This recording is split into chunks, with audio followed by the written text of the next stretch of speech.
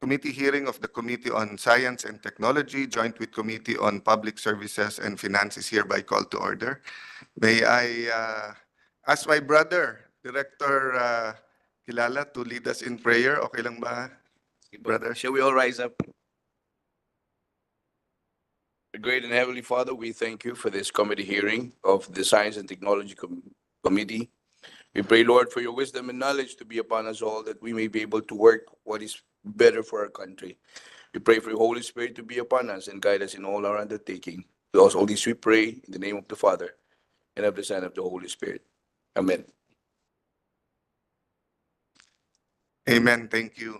Siguro for a short opening statement, I always like to start with the verse in Jeremiah 29:11. For I know the plans I have for you, plans to prosper you, not to harm you, plans to give you hope in the future. No? There are three quick reasons why I like, talking about the verse. First, di ba, there's no plans pag walang vision eh. Di ba? How can you say you have a plan? You can't say, ito yung gusto kong bahay, pero wala kang vision kung ano yung bahay na yon. So before the plan is the vision. And what I've been learning lately, before the vision, the purpose, di ba? So in everything we're going to talk about today, and hopefully in the laws that we're going to craft, napaka-importante yung purpose nung pagpapaganda ng ating digital infrastructure, napaka-importante yung vision at yung plano. The second is because one of God's greatest gift to us is choice eh. Diba? So sa young people, usually sa high school, tinatanong ko ako, kung maganda plano ni Lord sa atin, bakit ang daming problema? Diba? Bakit may teenage pregnancies? Bakit may, I just text my staff kasi they were talking in our group about the breakup. And sabi ko, yeah, I think everyone's talking about it, but sabi ko sa kanila, number one, they're real people and they're hurting. So pag-pray nyo and don't, hindi ko na sinabing don't make jokes, but they got the point. And then I said, yes, I'm a fan, para alam nila. No? But ang point ko po is that, bad things happen, including to good people. But it's because may choice tayo. So if God has a plan, the devil also has a plan, di ba? So that's why it's very important that government come together, klaro kung ano yung vision, klaro kung ano yung plan. And the third is that, right now, ano tayo eh, panahon ng sala sa init, sala sa lamig eh. Anything you say is either too much, too little, too kind, di ba? So, my wife is used to being my best supporter and critic at pag may sinabi. Pero lately, sinasabi ko, kahit naman anong sabihin ko, wala nang tama eh. Tumahimik ka, ba't ka tahimik? Maingay ka, ba't ka maingay, di ba? So, the thing I like about the Jeremiah is, for Muslims, Jews, and Christians, lahat sila acknowledge siya as a prophet, di ba? And sino man ang magsasabi na walang plano ang Diyos para sa inyo. So as you know, na it's all over the news naman, no, na the senators had dinner with the president, and I think he's very concerned about security, about the potentials of the internet, the digital infrastructure, di ba? So hindi naman siya nag-elaborate na, but obvious naman whether it's e-commerce, learning, e-consulta, but he did mention ng konti yung nga about yung blocking ng yung international tools that we should have sa law enforcers natin and sa DOST, sa NTC, DICT, to make sure nga na kung may problema or may threat, di ba, we're up to it. So I'll ask the COMSEC to do more of the talking today and introduce the topics. And of course, sa DOST, siyempre, napaka-importante nung PHIVOLCS, nung ating modernization, di ba? So, mamaya po. So, I don't want to keep you too long today. It's a Friday, December 1. Probably traffic na mamaya. So, let's try to finish by 4 o'clock. So, kung papayag po kayo lahat, you can submit kung gumawa kayo ng 1,000-page na briefer or 100-page PowerPoint But siguro for our purposes, kasi the reality is whether it's the public who's listening to us now, the media, or even ako, I'll probably remember what? Pinakamarami, 3 of your most important points. Malamang 1 lang. Di ba? So, feel free to emphasize what's the one thing, di ba, on your agenda or that has to be done. Number 2, yung strength and weakness. So, halimbawa, kung sasabihin natin, magkakaroon tayo ng konting report about sa for example, we're going to look at yung uh, sa nuclear power, and I thank Congressman Cuangco for being, keep pushing that, and he was here last week. Ano yung number 1 threat? Ano yung number 1 strength? Nasaan tayo, di ba? So make it more like an 30-story elevator briefing, di ba? So if we were together in an elevator, of course, for your topic, feel free naman if you have more time than that, we can go up and down the elevator, ika nga. But meaning, I think mas magkakaintindihan tayo kasi I also asked them about yung loss sa cybercrime, sa blocking. Sabi nila, ganyan kakapal, sir. So, di ba? So, no use in discussing it and everyone listening kahit hindi mo topic to that, when in reality, it will be the technical working group and the departments and the House and the Senate who will meet on the floor on it. But let's give people what yung idea. Then what we'll do, Comsec Jamie, what ang favor siguro, the more na makapal, the more na challenge tayo na may bullet points, because we don't want to happen yung nangyari sa cyber libel. Remember, parang everyone was happy about it nung nilabas. Everyone was complaining about it. Hindi naman sila maka-complain masyado, baka ma-cyber libel sila. Di ba? Kasi nandun na sa, nandun na sa law na yan eh. So we do want to discuss it thoroughly, but we don't want to bore people to death. No. And we also don't want to, to waste valuable time. So help us not only get these things done, but find a way how to present it to people in the most interesting way. And sa akin naman, so DTI was here last but not the least sa kinamayan ko here. And syempre ma'am, talaga naman sa consumer, di ba? Di ba? Faster internet. Kung pwede, let me stop with this, no? Lately, yung heart namin nung staff at core group ko is really on equal opportunity. And diba, if you go to, for example, France or even parts of EU, but of course, my war with Ukraine and Russia, but or parts of the US, for example, diba? The difference between rural and urban is rural is more green. Pero may ospital doon, may kuryente, may internet, may magagandang schools. In fact, ang gaganda ng mga estate. Lalo pag yan ay, let's say, vineyard area. Di ba? Sa atin, ang kaibahan, pag urban, lahat ng amenities nandyan. Di ba? Magagandang school, magandang ospital, libreng uniforme sa school, kalye, etc. Of course, it's also congested. So marami din informal settler. Pero sa rural, basically, wala. Di ba? Walang 45% walang health center. Eh. Marami kung may internet, very spotty, even yung ano. So, for me, part of yung vision is we don't want the whole Philippines to be an urban jungle, eh, di ba? So, and the way to do that, of course, on the finance side is to give the rural areas an incentive to keep being rural. But we cannot equate rural with being poor. Di ba? So in fact, di ba sa other countries, so even sa atin pagka sobrang yaman na, gusto niyan ng maliit na farm niya. Di ba? Pero hindi mahirap yun, farm ng mayaman.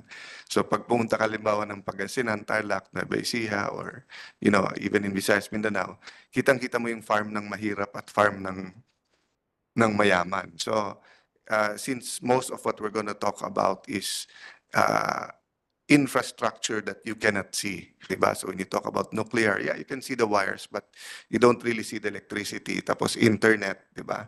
Ganon din sa disaster resiliency. We see the radars and everything, but you don't really see the storms coming, or you don't really physically see the fault lines, no? So yun ang handicap natin as a group today, na Kasi kung ano yan, kung hospital building, school building, kalye na may crack, ano yan, ang daling ipakita sa tao, si Ryan, gawin natin, di ba? Highway papuntang Baguio para 3 hours na lang. Ang daling ipaliwanag sa tao. But what we're talking about now, and the irony siguro is that the departments we're talking about now, DOE, DICT, DSWD, certain degree, DTI, pero it's getting better. But as far as the ICT,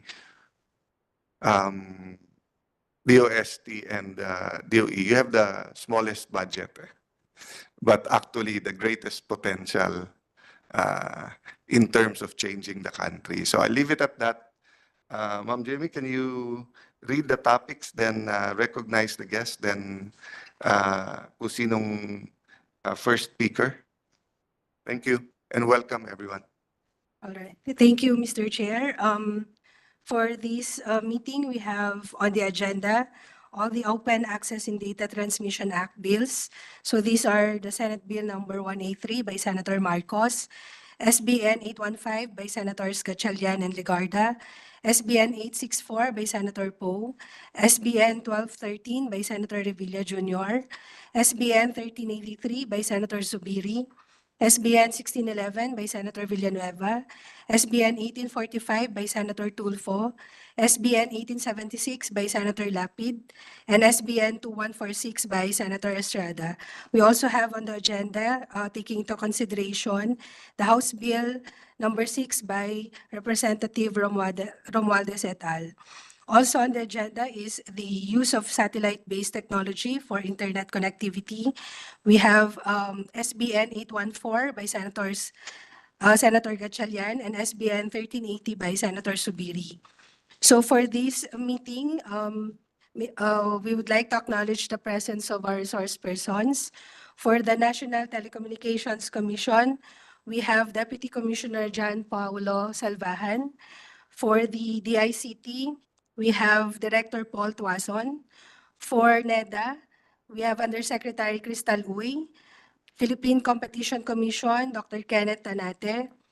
For the DOJ, Attorney Paulos Sicangco. For ARTA, Director Ranat Kilala. For DOST, Dr. Franza De Leon of ASTI, Dr. Enrico Paringit of PSHERD. And for DTI, we have Directors Marimel Porcincula and Director Mary Ann Erganit. For PEZA, we have Attorney Christine Rosales.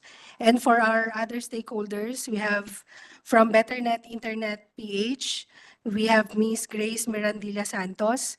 And for the Philippine Cable and Telecommunications Association, we have Mr. Joel Dabao. Yes, sir.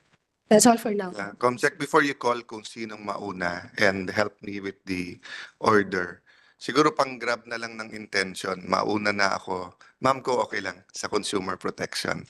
Kasi nung minention ko to sa floor, nagsang-ayunan na yung mga senador. So I guess it's not a super widespread problem, but it's not an isolated problem. Kasi yung barangay namin sa Taguig, medyo sulok kami.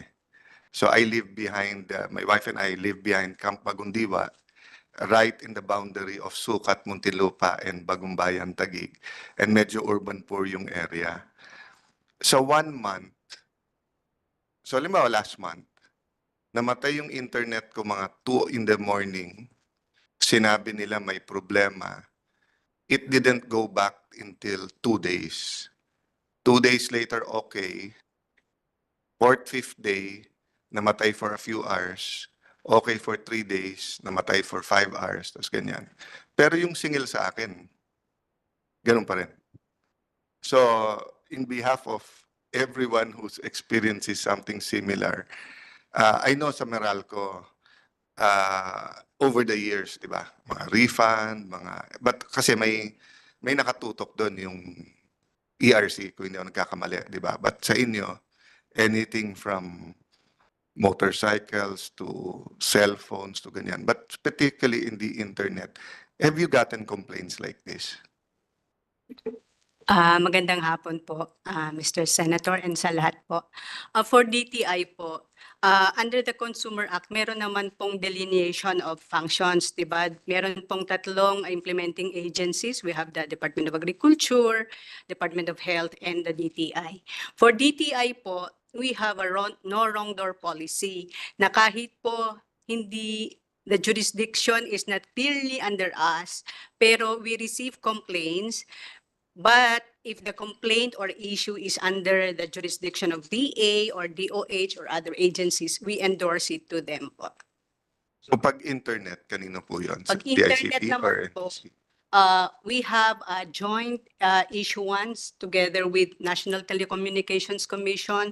So meron din pong delineation of functions doon. For DTI po, if the issue is on deceptive or unconscionable sales act or practices, sa amin po yan. But specifically yung sinabi ko, if they're not getting the service, I mean, di ba, if it's 1 hour in 1 month or 3 hours in 1 month at regular service, I don't think anyone will complain. But if it's a regular disruption, then you're paying, di ba? Is there ano there? Kanya-kanyang complain yon, or is there a omnibus or comprehensive na pwedeng tignan? By the way, dadagdagan ko pa. Every time we finally, kasi I tell the people, wag niyo gamitin pangalan ko, wag niyo sabihin bahay ni ano to, but every time we finally get the technician there, pag tinetesting niya, yung actual nilang ginaranting speed, hindi yun yung speed nun. Tapos may kailangan daw siyang galawin. Once lang naman nangyari, mga 5 years ago, na parang, sir, gusto mo galawin ko, mas mabilis pa. Pero hindi kami pumayag. Di ba? Once lang naman yun, years ago.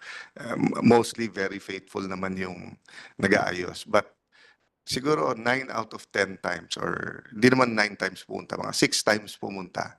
5 out of 6 times nung tinesting niya, hindi ano yung speed. No? I just ask this question because I think it will pique the interest of people, and we know the problem is bigger than that, di ba? Yung infrastructure and everything. But at least sa complaining, who can they complain to, or anong mas effective?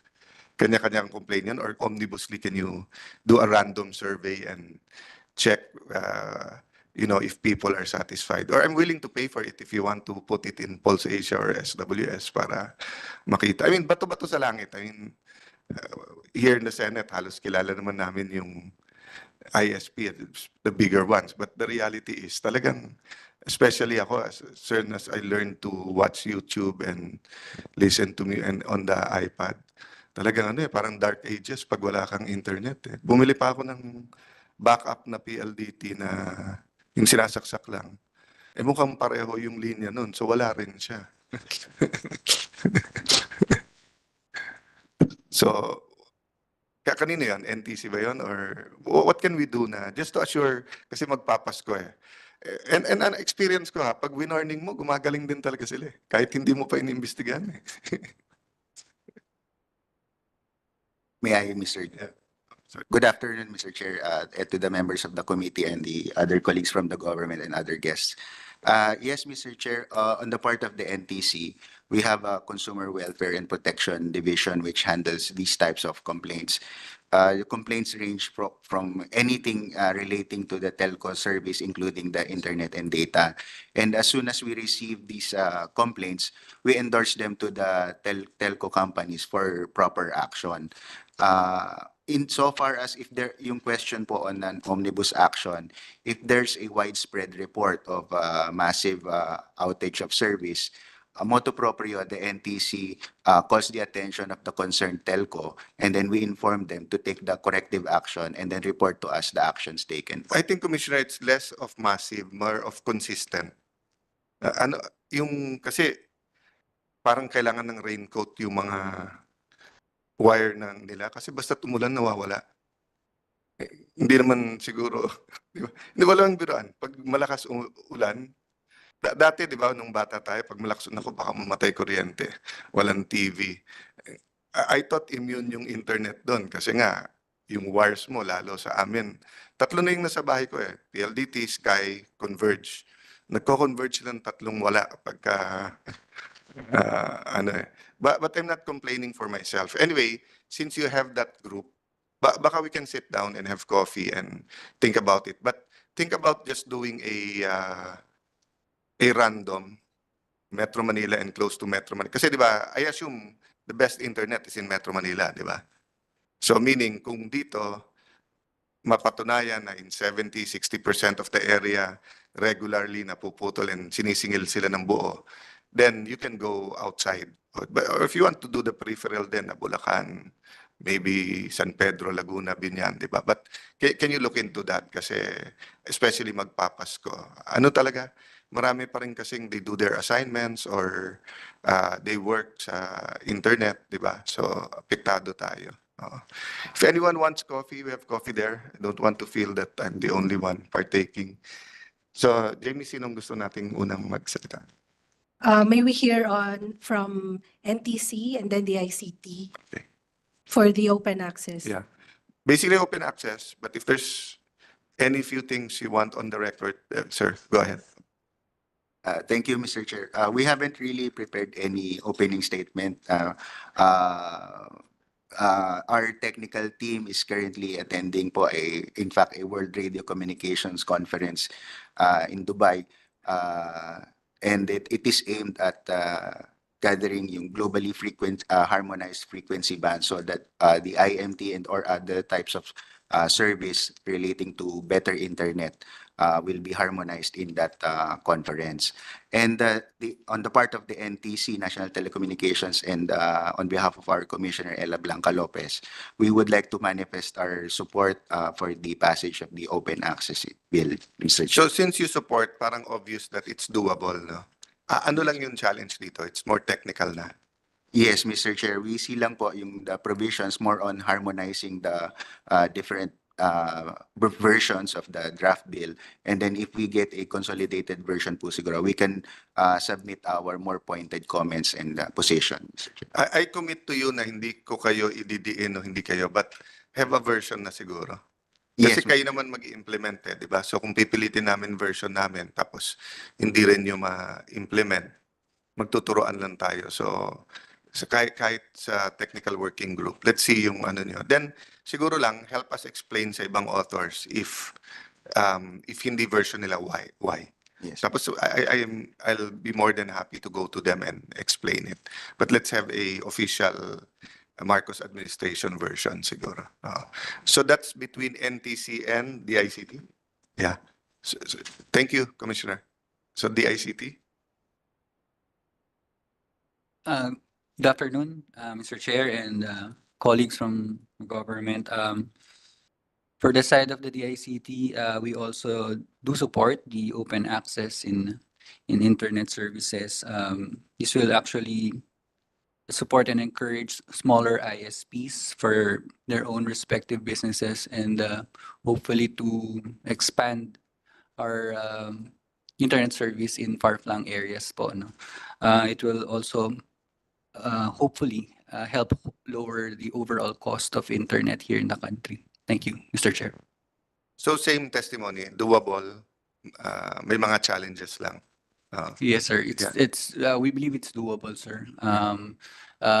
We will be submitting our position paper, as you said, sir, in this Marcos administration. I think by December 5, we will be able Yeah. to submit some position papers. Po. The more that it can be harmonized among the key players like NTC, DIC, better for us. Para lang hindi kami mag-referee kasi nga, I mean, if this was a more legal rather than technical, makiki-referee kami, but it's more technical talaga. Yeah. Meron pa on that topic? Wala na. For the small players, sir, Yeah. may we hear from Philippine Competition Commission Yeah. with regard to the Yeah. And after Dr. Tanate, if anyone wants to speak on this topic, just raise your hands. Sige, sir. Thank you, Mr. Chair. So, first, Mr. Chair, telecommunications is one of the priority sectors of the Philippine Competition Commission, and given we recognize the urgency to promote or foster competition in the telecom industry, and that's why we support fully the passage of this bill. And most of our contribution or inputs, Mr. Chair, were already considered during the 17th and 18th Congress. And there are just some refinement that we want to submit. And we already actually, Mr. Chair, submitted to your office last November 16, our position paper. And we just want to add, I think, there is a provision in terms of allocation and reallocation of frequency. And there is a limit of 15%. And we want to remove that because we are aware or we know that frequency spectrum is a limited resource. And any movement in that frequency band, we should be vigilant that telco or a particular telco will not be able to dominate or securing or owning that frequency. So we propose that any movement should be notified to the PCC. But of course, our review should be within the prescribed timeline, Mr. Chair, in order not to delay also the. No, thank you very much, sir, for that point. Very important point. So whether formally or informally, paki-alert na rin kami ng DICT at NTC if there are nga provisions that are either sensitive, whether sa legislator, sa business sector, or sa technical. Kumbaga landmine siya. So that mas easy din natin mapasa at mapag-usapan. Then siguro sa NTC later on, I mean, let's not go to the details now. Are there parts of the I remember kasi, I don't think it was this room, but when sino ba nanalo nun? Yung nung binili ng, di ba, Smart and Globe, and then pangatlo nun was, what was the, Sun Cellular, tapos nag-aagawan, tapos nanalo ang Smart, di ba? Smart was able to buy it. We had a hearing about that eh. Si Senator Enrile, Senator Joker. It was an interesting conversation, but just like sa real estate developers na yung question ng land banking, binibili nyo pero hindi nyo man ginagamit. That question always came up, di ba? Pati sa energy, yung dun sa mga possible oil fields na kinuha nyo pero wala pa kayong pera to develop. Pakitignan nyo na rin na so in the last 5 years, of course, nag-pandemic, but ano yung frequencies na nandyan? Sa akin, dadagdagan ko, hindi lang hindi ginagamit. They're not investing to eventually use it. Kasi if they know naman they're gonna use it and they're investing not to use it, that's good. Pero yung naka-reserve lang sa akin and then someone else is willing to invest and to use it, kawawa naman yung tao. But I know it's a valuable resource. Tama kayo, sir. So thank you for that point. So anyone else? Yes. Yes, Senator Alan. On the part of ARTA, we welcome this new proposal. In the House, when we deliberated on the issue of the e-governance bill, these provisions or this proposal were also discussed vis-a-vis the e-governance bill. So I believe there is a possibility, even when there will be some readjustment or harmonization of the provisions of the open access. It has something to do with e-governance as well. But the open access of internet services could be treated on a standalone basis, I should say, because this will entail the private sector involvement. Just want to inform you, Mr. Chair, that the JMC or Joint Memorandum Circular 2023-01 has been issued already. And this is the implementing rules and regulations of Executive Order 32, is streamlining the permitting process of all telco infrastructures. So this will help this open access system right now. Opo, sa mga towers po. So lahat ng mga telco ngayon, mas mapapaikli na ho yung processing nila. And mas maganda po dahil hindi pa na ipapasa yung e-governance. Meron na po itong executive order na ipinasa ng Pangulo. And I believe later on this can be, in a way, be part of the open access bill eventually, Your Honor. I'd like to thank you for that, Director. And I had the privilege of seeing a short brief on the Project Nehemiah when Jeremiah Bellica was Director General ng ARTA. And yung nga yung realization na pag streamline mo sa isang agency, pero hindi nag-uusap yung iba, hindi rin mangyayari. And then of course, we're just talking about national government. May local din. And being married literally and figuratively to our LGU, I do understand both sides, di ba? On one side, hindi pwedeng may sarili kang mundo. On the other side, minsan dumadating yung national government, gawin nyo lang to, na may apektado talaga, no? So any other things that we can do that will really get things rolling. I told Brother Jeremiah, you know, minsan, baka sa libro mo na mababasa 20 years from now yung acknowledgement that, you know, it was something that got things going. But, you know, yun naman trabaho natin sa gobyerno. Eh. Yes, Yusek, Crystal. Thank you, Mr. Chair, for this opportunity. This bill actually is very important for NEDA. The Philippine government recognizes the imperative to overhaul the digital infrastructure as highlighted by the call of the President during his 2023 State of the Nation address, where he said that digitalization is the call of today, not the call of the future, but of the present. It is here, it is needed, and it is needed today. So we just want to highlight that data transmission actually plays a key role in the Philippine economy. It enables information exchange, economic transactions, and social connection. Actually, the digital economy in 2022 contributed 9.4% of the nation's GDP. That totals 2.08 trillion. But however, despite the recovery after the pandemic in 2020, the digital economy share to the Philippine GDP has been decreasing. So this decline indicates that there is substantial untapped potential in the digital economy that could be realized through policies like this bill, the open access one. In addition, we would like to also highlight that the telecommunications sector plays a vital role in society. So from January 2020 to January 2023, internet penetration rates rose from 67% to 73%, underlining the growing importance of digital connectivity in the society. But the supply side of telecommunications has not kept pace with this demand. The industry is dominated by few major players, and that actually results in higher costs, lower speeds, and more limited coverage than what is seen globally. So if you look at the access, the affordability, access, quality of the Philippines in comparison to our neighboring states, you see that Philippines is actually lagging behind. And we need this open access to open up the industry for competition that will benefit all Filipinos. So thank you, Mr. Thank you very much for that. And I think you hit naman the nail on the head talaga na yun naman ang complaint ng lahat, whether personal use or for studying or e-commerce. So may I throw this back to whether the ICT, NTC, or to Saneda. So will this passage of this bill, you know, hasten the solution? Aside from this bill, anong kailangan natin gawin para nga, kumbaga, yung supply?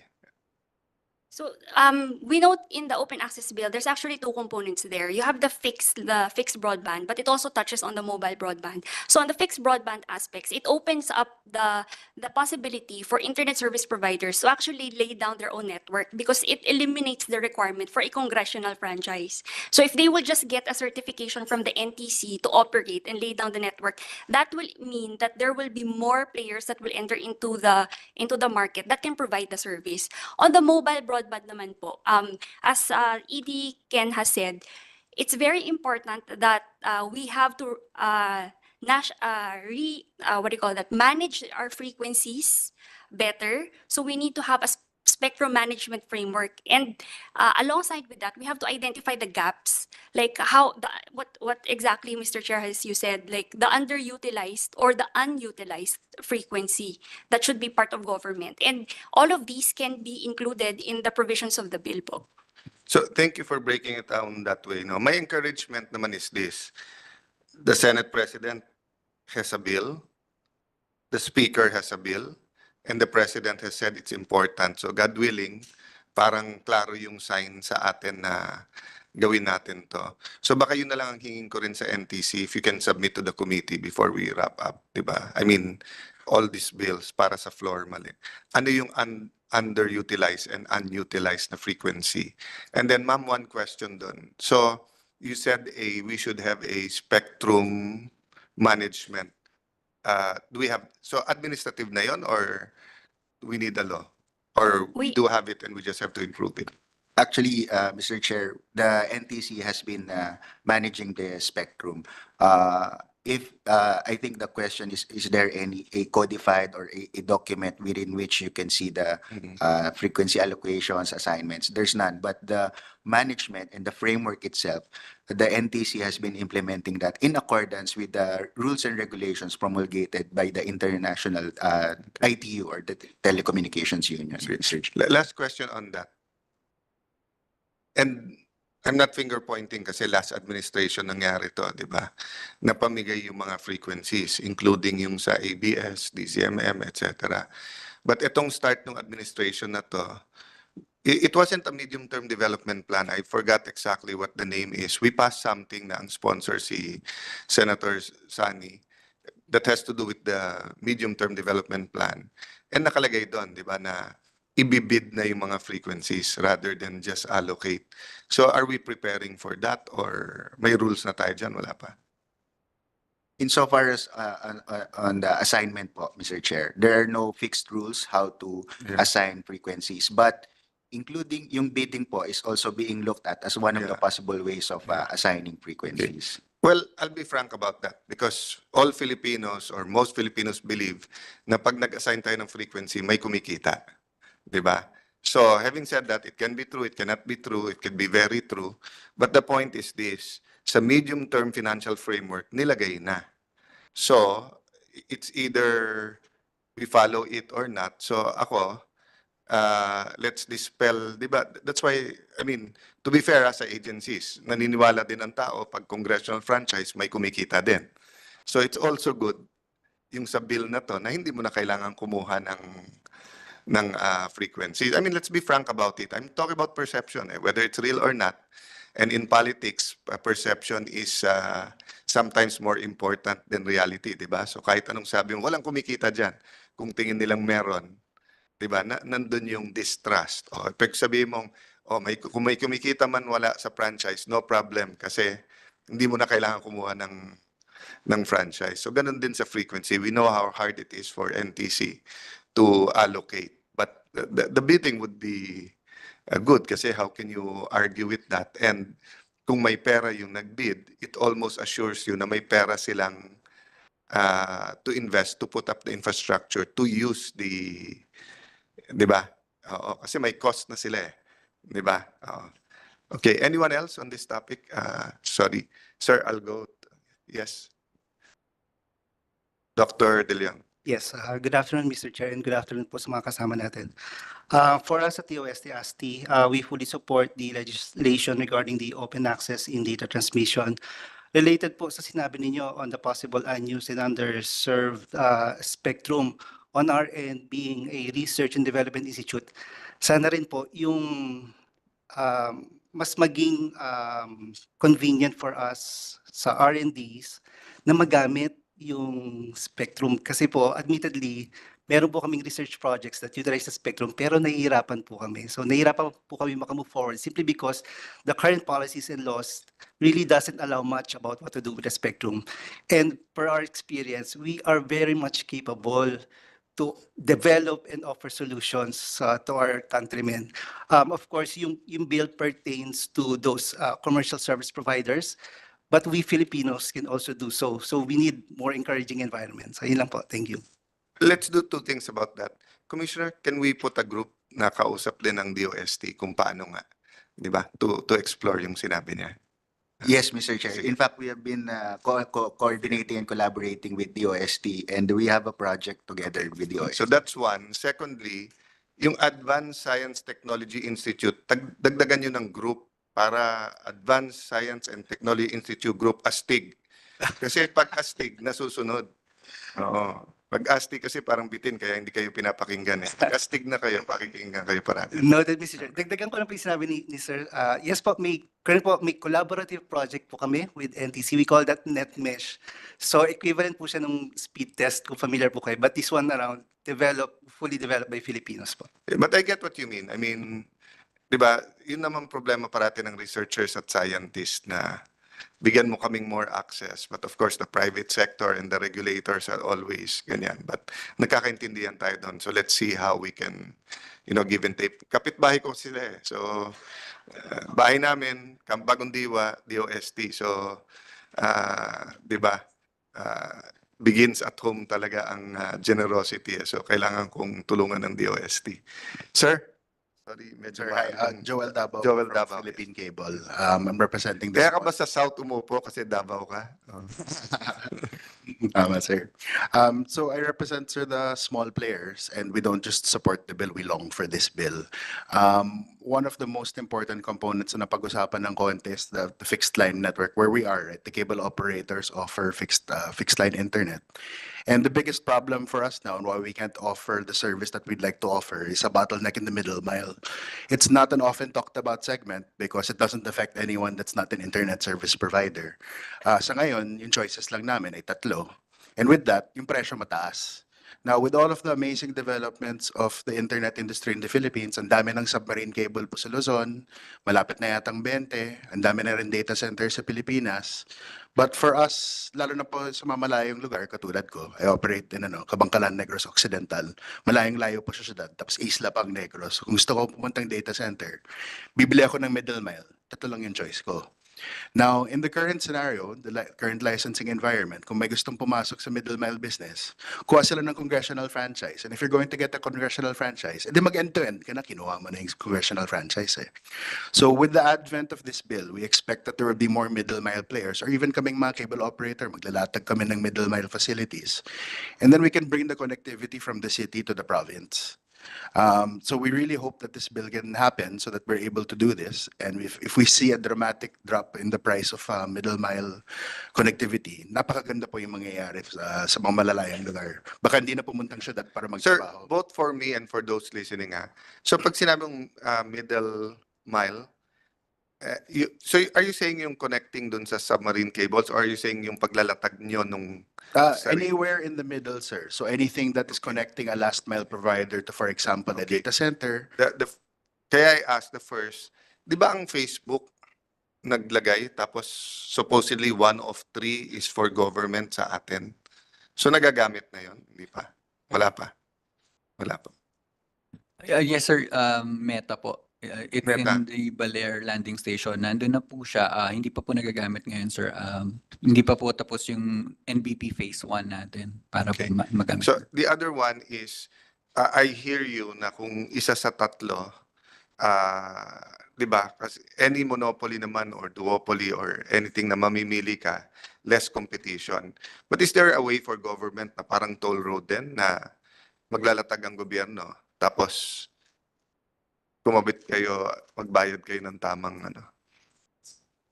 That's something so that would be attractive to us. It was mentioned in the earlier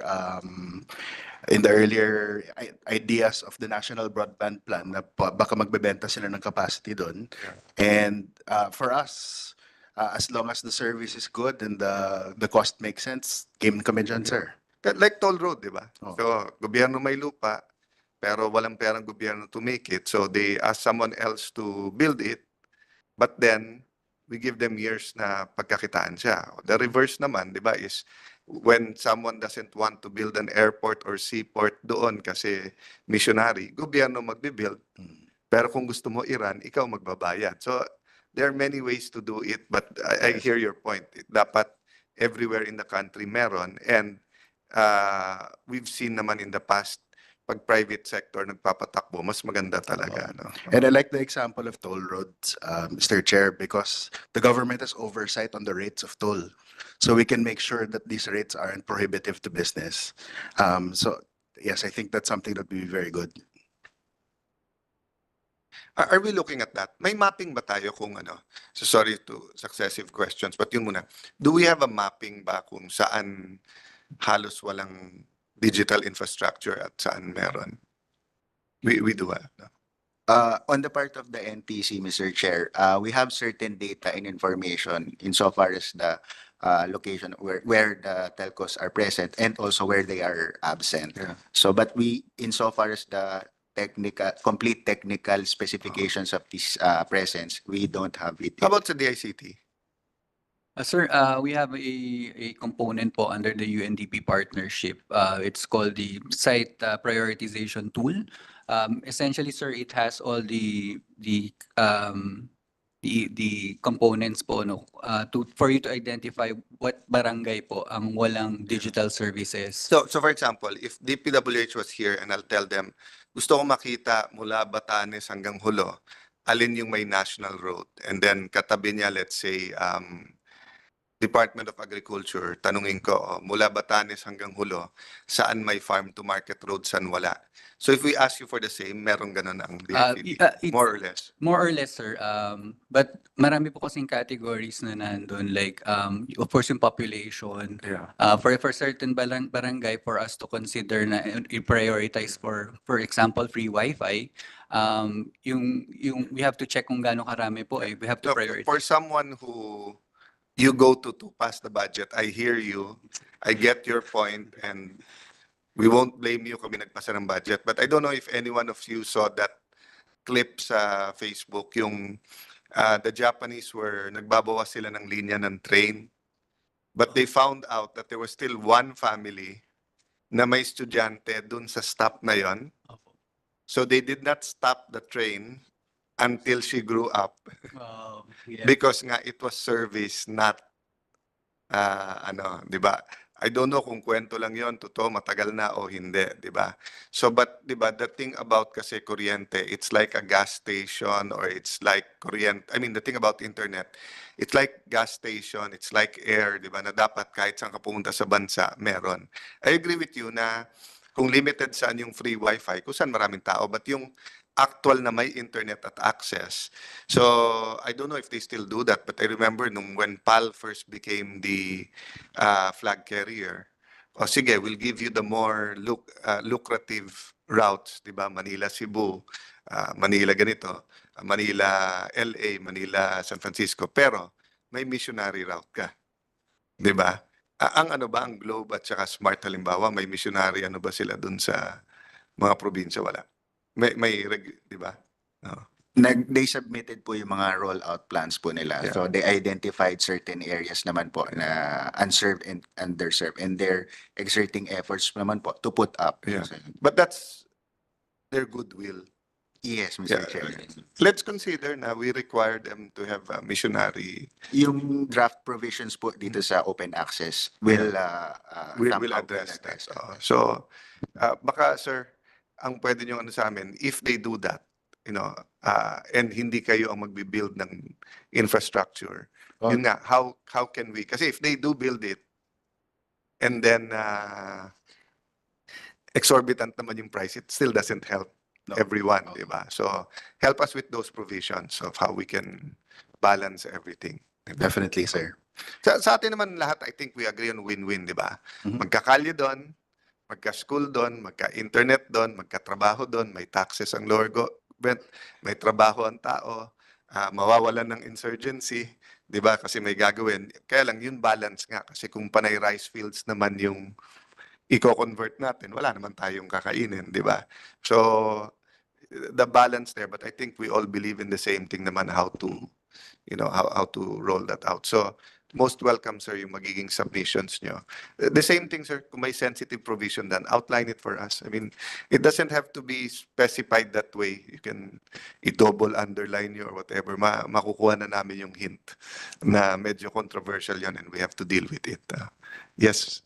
And just to add, following from Mr. Dabao's point, kasi in other countries, if you look at the telecommunications industry, they would usually impose significant market power obligations on those companies that are actually dominant or have market power.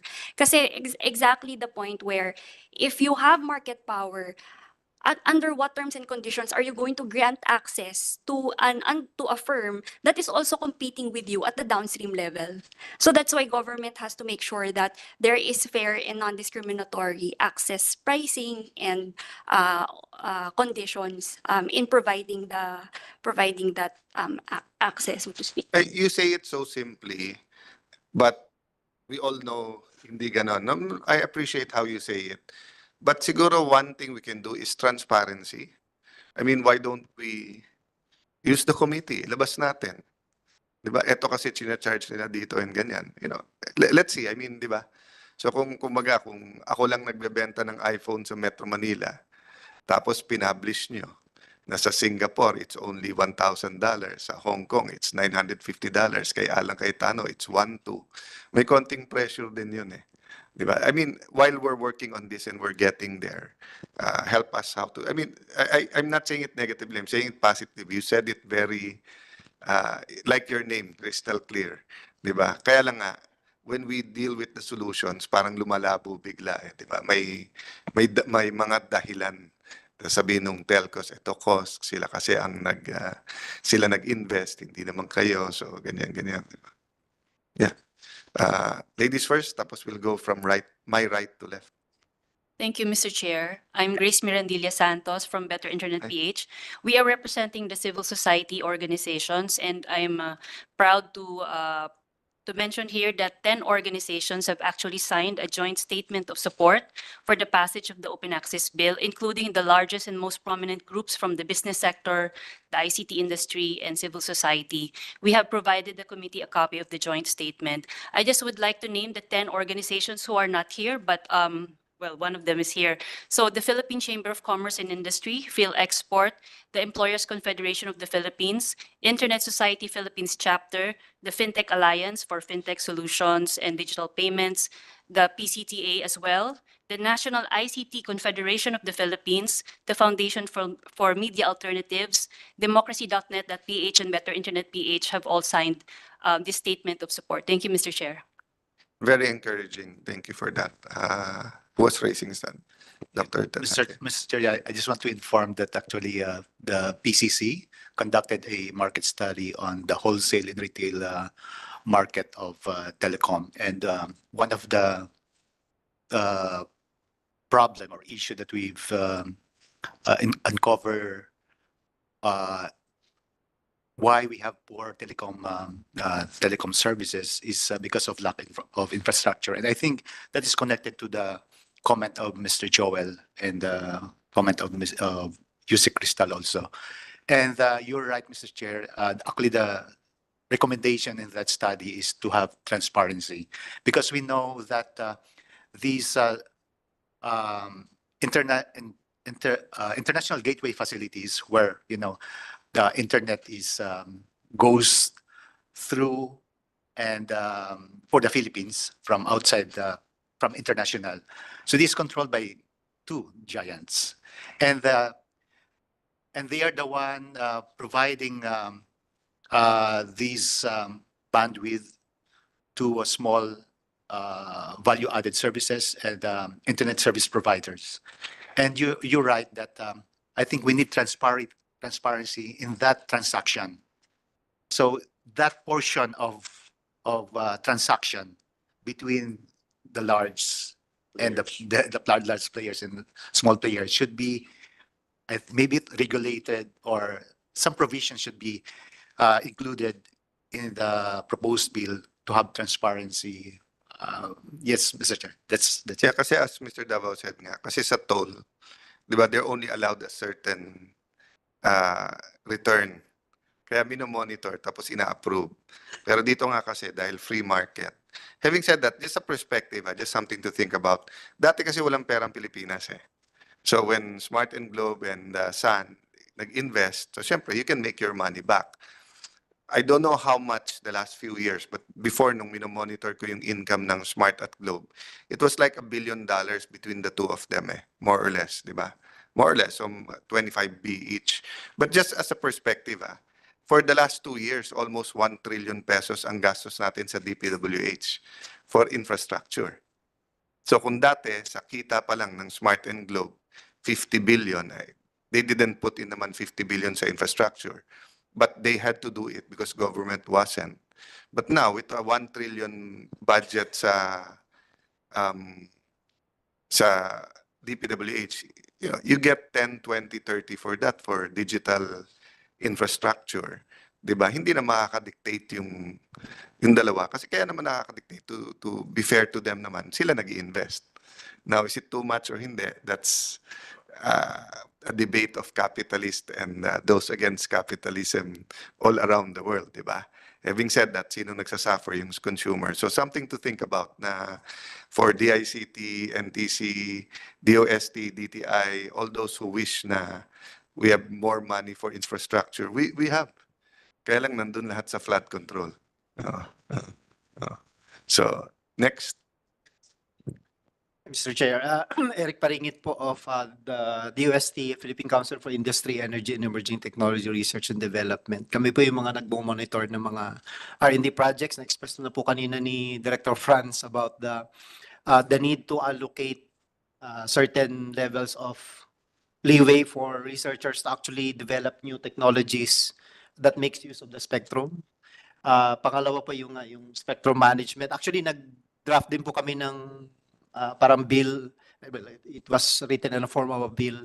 The tawag namin doon, spectrum policy reform for the allocation of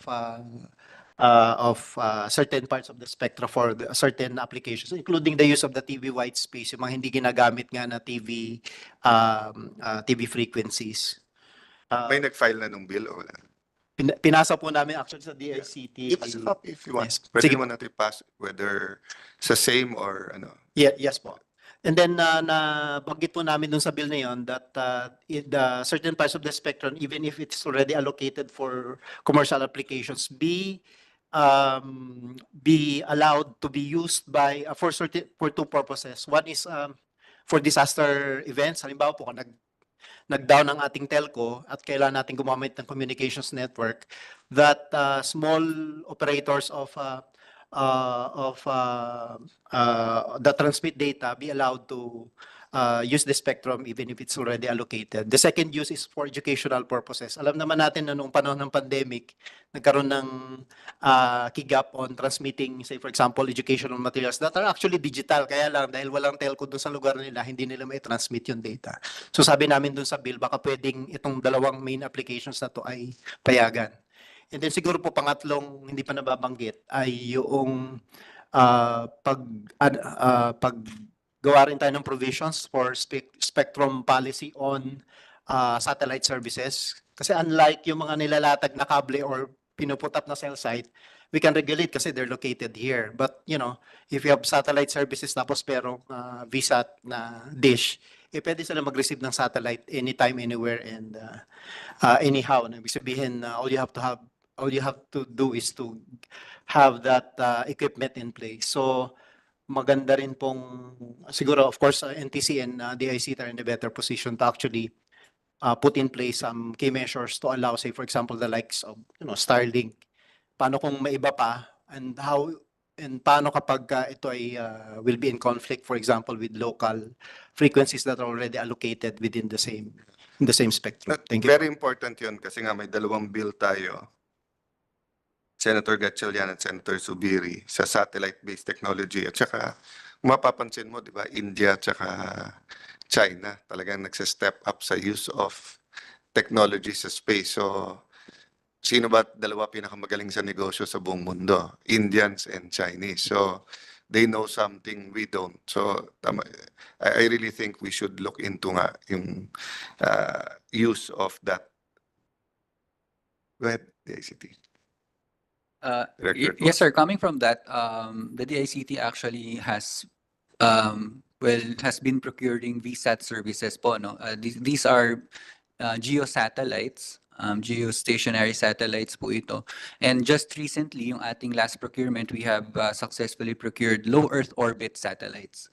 And on top of that, sir, we are also in discussions with the medium Earth orbit naman, no? Si Gio kasi nandun sa taas, si Leo nandito sa medyo malapit na sa atin. And we're now in talks with a provider po in the middle naman, which we like to call the sweet spot. No? Hindi siya ganun kalayo. Yung latency niya is okay na rin po. I mean, yung transmit ng data is maganda na rin. So hopefully, sir, we will have the report on that, and maybe next year ma-include na rin po natin sa ating procurement, specifically for the provision of free Wi-Fi. I agree po with the good gentleman that satellite services po talaga, ito po yung ginagamit natin to provide internet services sa far-flung areas, Mr. Chair. In remote islands na may communities na bibigyan po natin sila ng I think kahit sa election, no? pag walang ano, VSAT din ang ginamit ng COMELEC for I- some of the machines. I think so. Yeah. Yes, sir. Thank you, Yeah. Mr. Chair. So thank you very much. Very interesting discussion. But as I said, technical. So let's put it together. Let me know if the Senate can help in any forum to popularize it. But I guess very few people watch actual hearing on technical, diba? But I do know that between all of you, you have very interesting presentation, videos, especially sa mga launching. So if we can help whether the Senate or the City of Taguig, di ba? Maraming mga ano dun eh, nagkakaroon ng special events, no? So, anyone else on this topic? Or can I ask permission to move? Yes, we're about that we can request the artist for this too. Okay. So, we'll finish the technical side sa technical working group. We'll start drafting the committee report.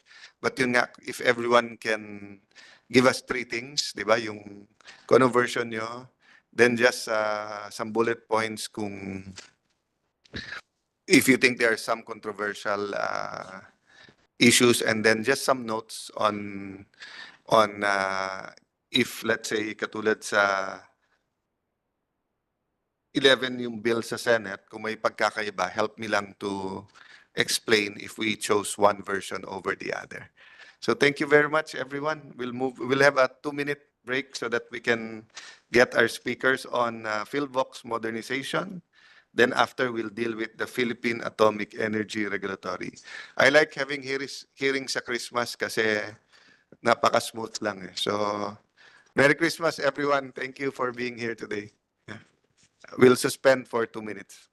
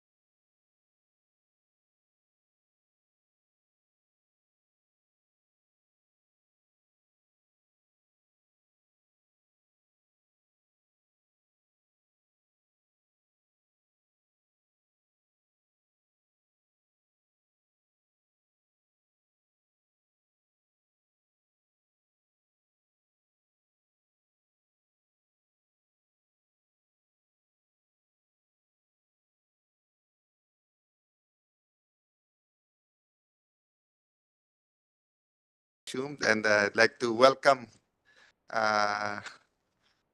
PHIVOLCS family, and we'll have a short presentation daw po, no? I just like to outline three things, no? Number one, hindi ko po i-word for word, but ang ating majority leader, I'll put into the record yung kanyang opening statement, and ine-emphasize niya yung parati din ine-emphasize ni Secretary, di ba, na pagka may disaster, lahat tayo sinasabi, pagandahin natin sistema, let's put in money, let's hire the right people, and then pag good times, nakakalimutan natin. So the second point I want to make is I don't believe in accidents. So I believe yung career ng ating secretary and being there precisely. And ito siguro ay matuturing natin na baby niya, no, itong modernization bill. So I think we should really give it all the efforts. And then thirdly, I don't think there's a conflict between praying, diba, that God forbids disasters that are coming, but yun nga, we can't keep praying walang disaster, then we keep destroying naman the environment, no? So walang conflict yung praying and then doing what we can. Diba? So, and part of doing what we can is strengthening PHIVOLCS. So I'll just ask the COMSEC to recognize our guest, and then I'll give you the floor pati sa inyong presentation. We have coffee on the side, so anyone, please, we'd like to make the hearing as comfortable as possible sa inyo na mga... Saan ba office ngayon ng PHIVOLCS? Sa UP, okay. Kasi kayo malayo-layo sa amin. Kapitbahay ko kasi ang main office niyo, di ba? Thank you, Mr. Chair. For the Department of Science and Technology, we have Undersecretary Dr. Lea Buendia, Assistant Secretary Dr. Diana Ignacio, the PHIVOLCS Director Dr. Teresito Bacolcol. For the Philippine Nuclear Research Institute, we have Dr. Valerie Ann Samson. For the Department of Budget and Management, we have Attorney Tricia Baraan. For the NEDA, we have Mr. Rosauro De Leon. For the Bases Conversion and Development Authority, we have Ms. Jocelyn Cañones. And for PAGCOR, we have Attorney Arnold Ferdinand Salvosa. That's all for now. Take note Mr. lang kaka-report lang ng PAGCOR na napakaganda ng inyong koleksyon.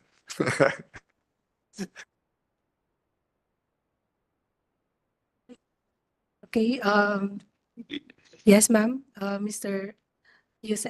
Bacolcol. Thank you. Okay, good afternoon, everybody. Good afternoon, Mr. Chair. Okay, allow me to present to you the PHIVOLCS modernization plans. Next slide, please.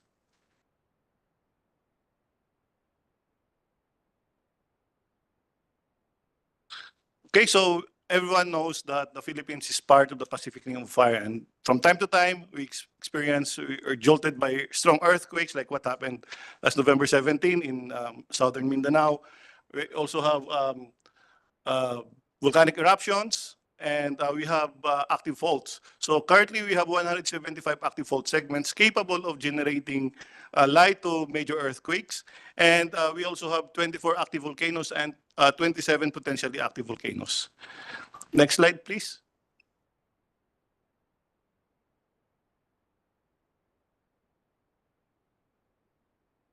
So why do we need to modernize? Next slide.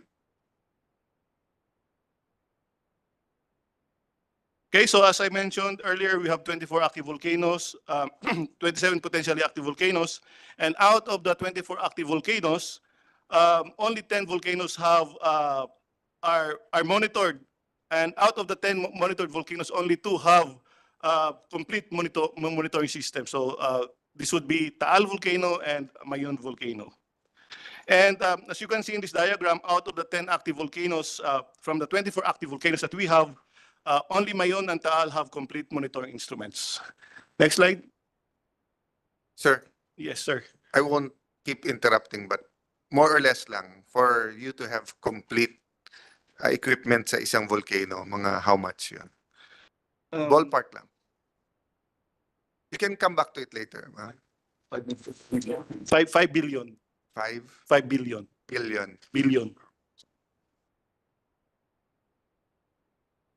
Sige po, sir. Okay? And Sir, I'm listening. May monitor lang dito. So you might think I'm not looking. okay. So, okay, now let me give you some statistics of what would be the human and economic impacts if an unmonitored volcano would erupt. So, for example, this is Cabalian volcano in southern Leyte. It will affect a population of 241,000 people. And southern Leyte has a total GDP of 41 billion. And if it erupts, around 30 airports will be affected because of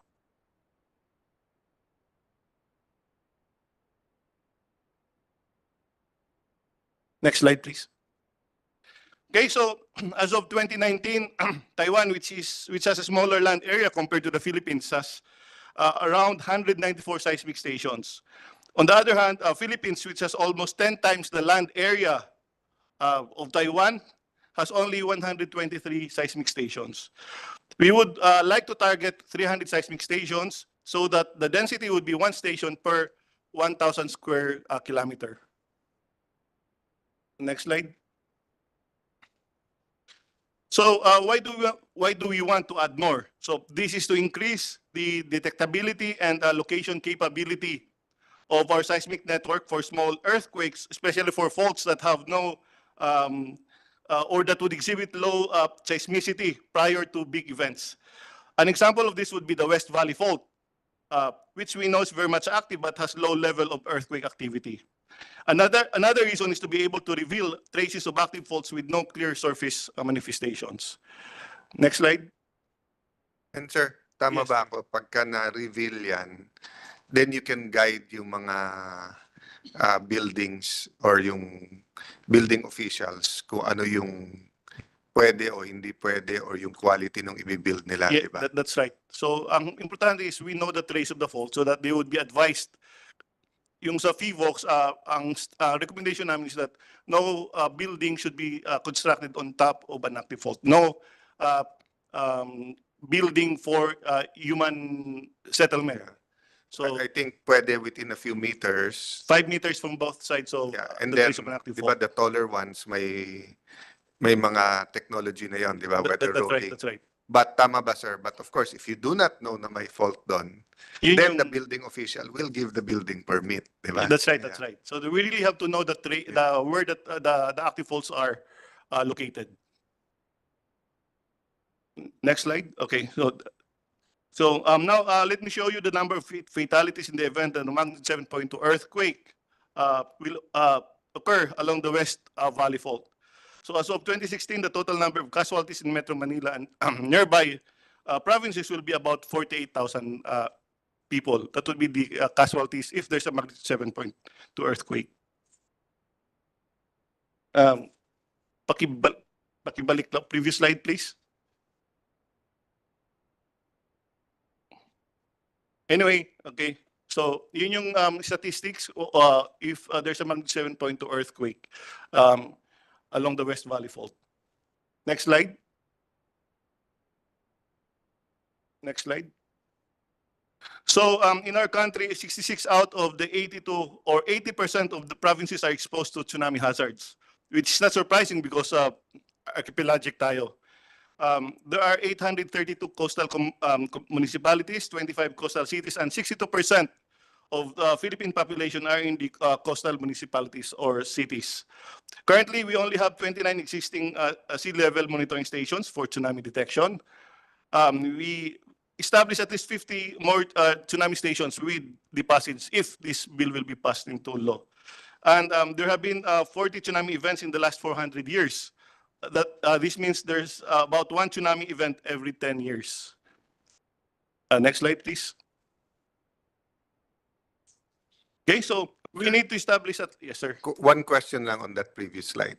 Di ba nung nag-Yolanda, parang nabulaga lahat dun sa storm surge kasi ang alam talaga ng Pilipino, tsunami. So, etong sea level monitoring stations for tsunami, meron din bang pang-detect ng surge? Well, can you, I mean, I'm coming from ignorance that's right, talaga. that's right. So can you help people understand that? Or what can we do sa bill mo to help nga dun sa storm surges? Or we just really prepare for it? We really have to, for this one can only be used if there are changes in the sea level. So for storm surge, hangin na yun, mukhang mahirap ma-detect with the sea level monitoring station. So sa storm surges, basta nag-alert kayo na strong winds, Yeah, they have to mag-assume na prepare. tayo That's right, na that's right. pwedeng magkaroon ng, di ba? Unlike tsunami na you can actually, I think all around the world na yan, no? Nag-alert na yan pagka. Okay. So a previous slide. Okay, so this one. So again, as I've mentioned, we need to establish around 50 more stations for tsunami detection. Develop effective warning systems and install sensors offshore to close, especially to areas with probable tsunami generators. And there are currently 28 provinces at risk from the hazards of active volcanoes. And next slide. Next slide. Okay, so there are currently 28 provinces at risk from hazards of active volcanoes. And out of the 24 active volcanoes, 21 have incomplete hazard maps. Next slide, please. Sir, Yes, sir. how much more or less? Ma'am, kaya ako dun sa finance nyo, kaya ako tinatanong, I'd like people to understand na hindi ganun kasimple, may cost talaga. And then favorite namin si Attorney Baraan kasi tatanungin natin mamaya kung may pera. And then gagawa tayo ng plan. So more or less, sir, for a complete hazard map, what's the ballpark we're looking at? Diba? So if we're saying, so ilan po, sir, ang incomplete?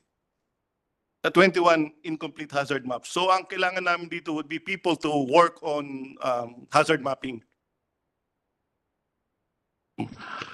For our tsunami hazard mapping project, only one person is doing the hazard mapping for tsunami. So people and equipment then? People and equipment. So this bill would include augmentation of our staff, number of staff, also augmentation of our equipment. Yeah. But for example, sir, di ba, like yung 5 billion for volcano, we're not proposing naman na sabay-sabay lahat yun, di ba? 5 years po yung ano namin. 5 years. 5 years. Okay. And then for Sir, 5 years or sooner, no? I mean, if they Yeah, give us it the is. money, why not, di ba? yes, that's right. Yeah. That's right. So for potentially active volcanoes, there are 17 provinces at risk, and all of these potentially active volcanoes have incomplete hazard maps. Okay. So next slide.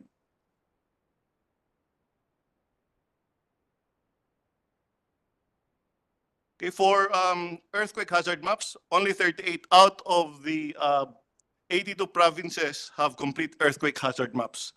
The rate of generation of hazard information is slow or delayed because it's the same group of people who conducting hazard mapping and research, and there's also the same group of people rendering services. For example, if there are earthquake events or if there are volcanic eruptions, then they have to go to the field and do hazard investigation. And it's the same people who are also doing hazard assessment, help LGUs review their comprehensive land use plans, and again, responding to earthquake and volcano emergencies. Okay, next slide.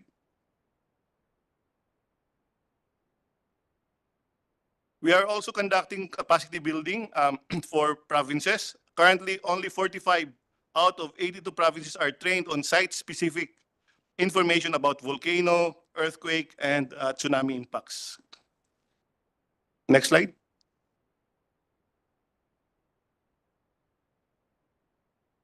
Okay, so these are the provinces with PHIVOLCS facilitated trainings conducted for teachers, different modules for elementary and high school based on K+12 curriculum. So as you can see, there are still gaps and more trainings are still to be conducted to close these gaps.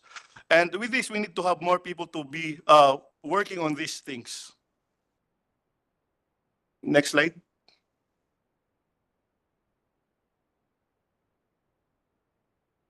Okay, so I would just like to briefly mention a PHIVOLCS product, which is GeoRisk, and how it contributes to the Philippine engagement with the World Bank. Okay, so between 2020 to 2021, the Philippine government availed of a policy loan amounting to 500 million US dollars. The fund was used to finance government response efforts to various large-scale disaster events in 2019 and in 2020 and during the COVID-19 pandemic.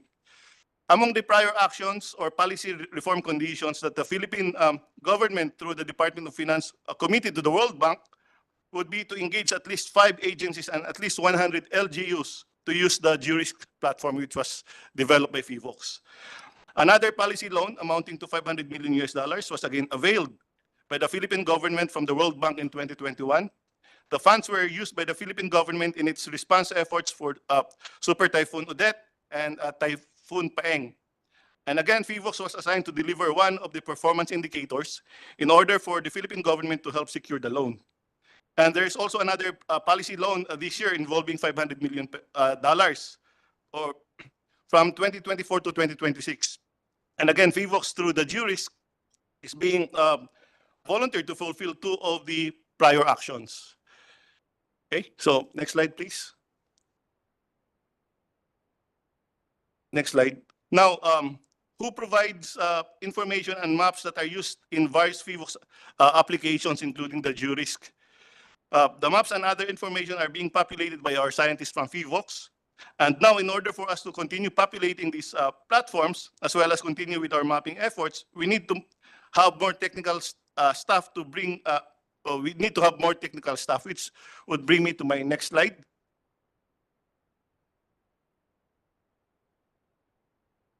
Okay, so currently almost half of PHIVOLCS staff is employed as contract of service staff or cost staff. We need additional plantilla positions for the following reasons. First, we have new functions since the creation of new positions under the rationalization in 2004. There is an increased demand for PHIVOLCS services, information educational campaigns, hazard assessment, hazard and risk assessments. And we also have expanded our volcano and earthquake monitoring networks from 64 seismic stations in 2004 to 123 at present. And therefore, we have more data to process. We are also generating earthquake and volcano hazard maps. So there's no modernization. It will probably take several decades to install the number of ideal stations and several years to generate hazard maps for all provinces and volcanoes. Hiring of temporary staff is a big help, but this is not sustainable. What happens here is that we hire, we train them, and then they leave, and then the cycle is repeated.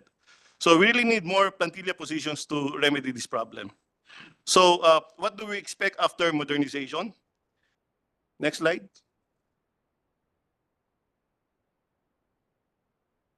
So we would be able to install 300 earthquake monitoring stations, which would densify our current network and will help us plot with accuracy the location as well as the depths of the epicenter of our earthquake, especially for earthquakes that may generate tsunamis, as well as for us to be able to plot active faults with no surface manifestations or faults that would exhibit low earthquake activity prior to big events. We're also hoping that all of the 24 active volcanoes will be monitored, with the 8 most active volcanoes with complete monitoring systems. Next slide. We are also looking at additional geologic hazard maps in the provincial scale. Likewise, with the modernization comes with more staff to deal with more stakeholders. And we're also hoping for a new and permanent building with the state-of-the-art facilities. Currently, we are paying a UP demand 27 million pesos a year. When we first moved to this building in 1997, there were only around 250 employees. Now we are already close to 450 staff, including the cost staff. So we really need a bigger space. With or without the PHIVOLCS modernization bill, PHIVOLCS will remain to be at the forefront in the study of earthquakes, volcanoes, and their related hazards. The PHIVOLCS is committed to perform its mandate, notwithstanding the limited resources that we have. Rest assured that every single staff of PHIVOLCS, plantilla or otherwise, is performing his or her functions with the highest degree of professionalism. But PHIVOLCS is in high hope that with the support of our lawmakers and other stakeholders, the PHIVOLCS modernization bill will soon be passed into law. So in the end, it's our countrymen who will benefit most from the passage of this bill. Thank you. Sir, saan ang possible new PHIVOLCS building? We're hoping na dito sa Metro Manila, we're actively looking for a lot. But doon sa bill, nakalagay din po doon sa Tarlac. Okay.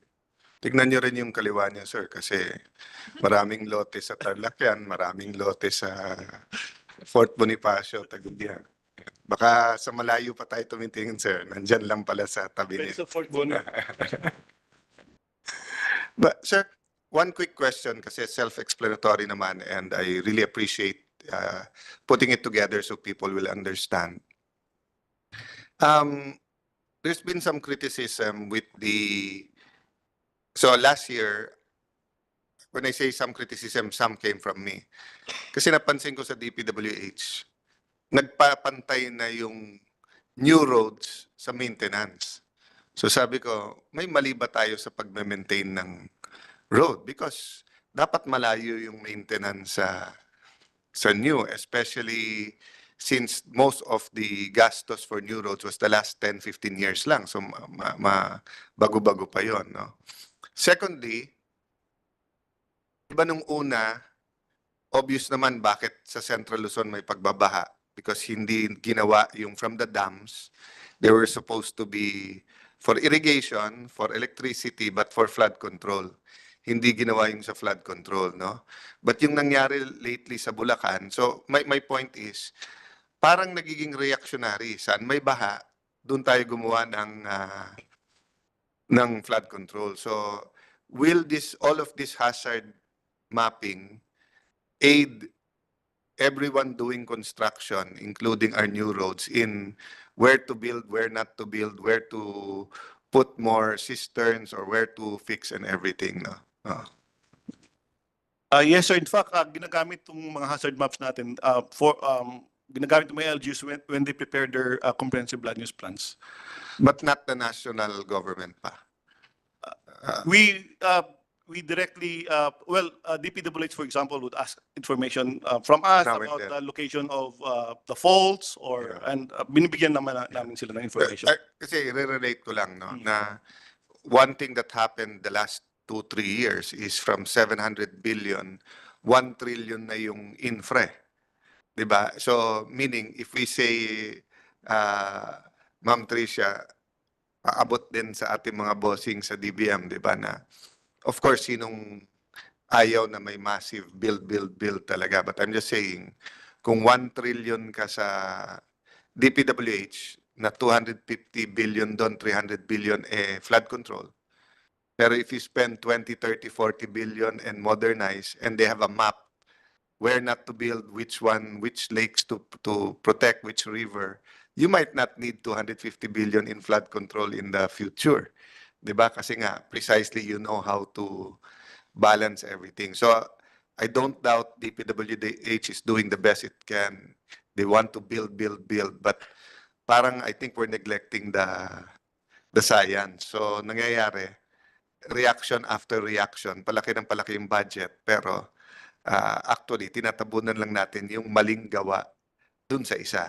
And when I say maling gawa, this is over the last 50 years. It's not naman one administration or one person, diba? And it's also an effect of massive urbanization. So when we talk about Bulacan kasi, Bulacan is not the same Bulacan 40 years ago, diba? Na karamihan, marami pang farmlands noon. It's really highly urbanized, no? Sir, any is there any challenges dito sa passing it, or it's just the 5-year budget lang talaga? Wala naman so far. For example, our house, they're very supportive of this bill, and of course, our senators also are also supportive of this bill. So wala naman kami. Sige. So let's ask attorney, so 5-year, so pinag-aralan na ba ng DBM? Parang kaya ba on a 5-year or still being reviewed? Good afternoon, Mr. Chair. Based on the discussion po ngayon, it would be 24 billion per year po. So, I think depende po yan sa magiging priorities ng NEDA rin. Since yearly naman po meron tayong Yeah. budget priorities. Actually, parang I read your mind or you read mine kasi kanina nandito NEDA. And when you were talking about faults, di ba napakagaling dyan talaga ng Japan eh.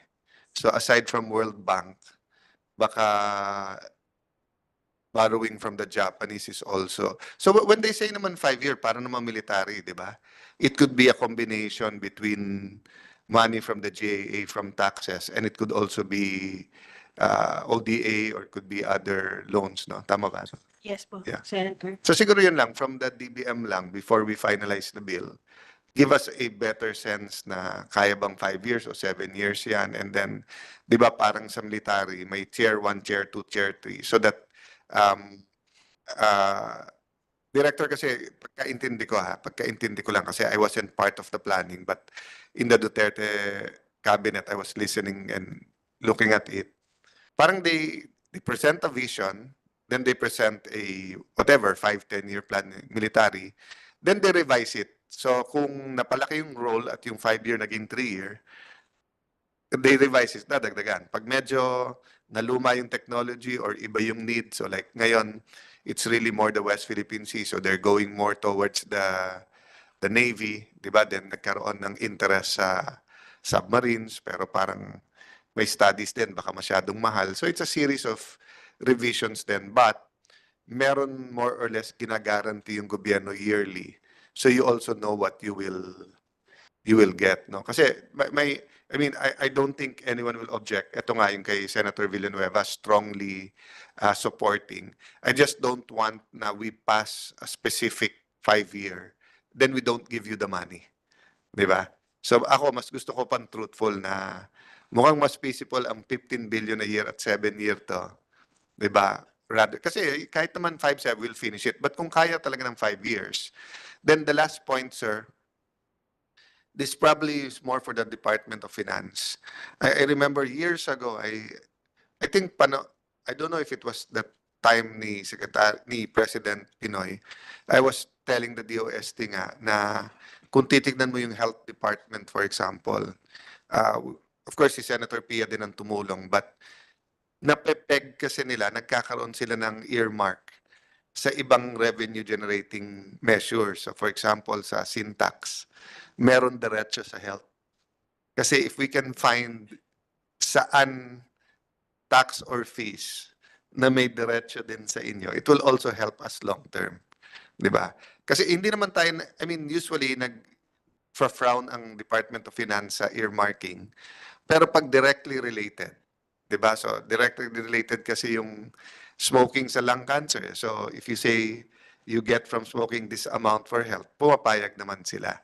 So for me, something to do with siguro building permits din kasi lahat naman yan has to do with but just to throw the idea sa inyo, and this is for our finance people, but for me kasi pagka meron recurring, di ba like sa airport di ba? So kung meron silang fees, then hindi sila hingi ng hingi sa gobyerno kasi nga ang heart ko na sa DOST din at nakita ko nga na although tumataas yung budget, talagang pahirapan kumuha ng budget. So we should find a source na magaan sa kanilang di ba kasi like one building now na 30 floors is easily 1 billion pesos.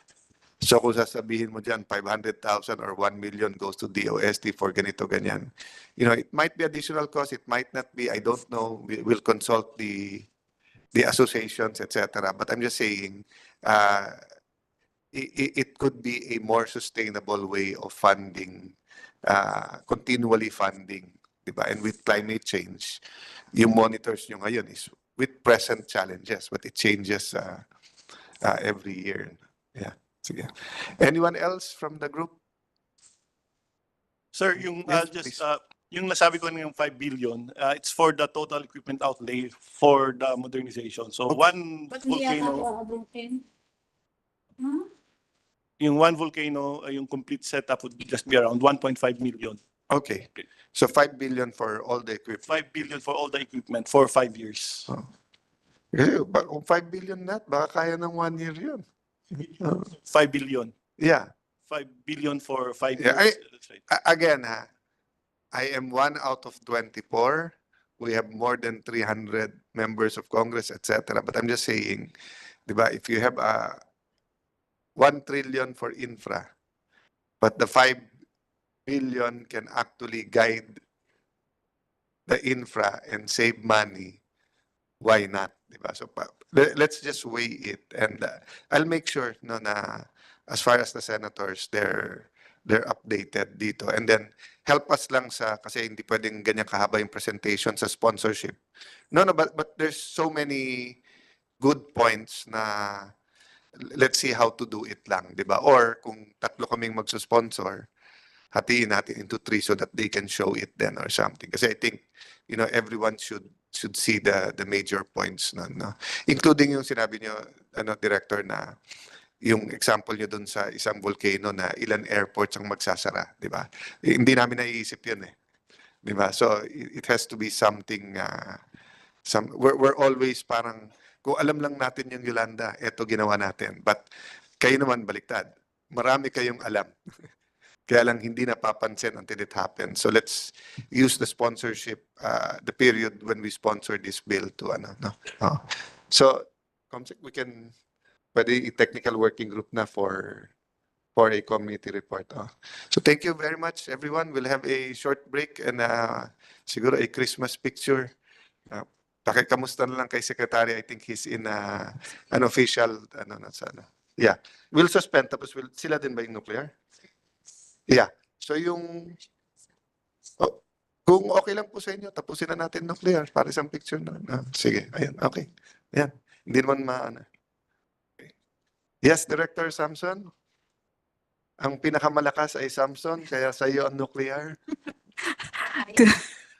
Good morning, Mr. Chair, Senator Cayetano, and also to Yusek Bandia, Asek Ignacio, and to all my colleagues in the DOST and other government officials who are here.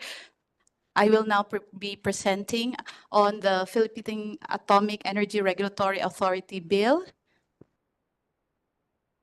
Next slide, please. The second is the second one. Yeah.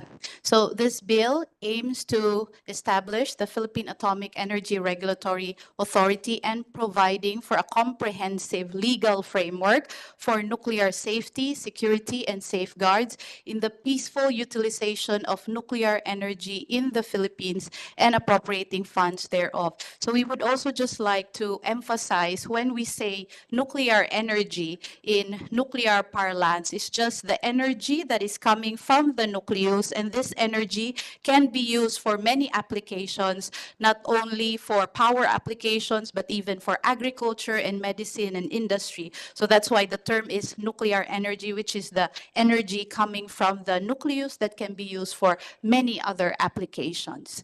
Next slide, please.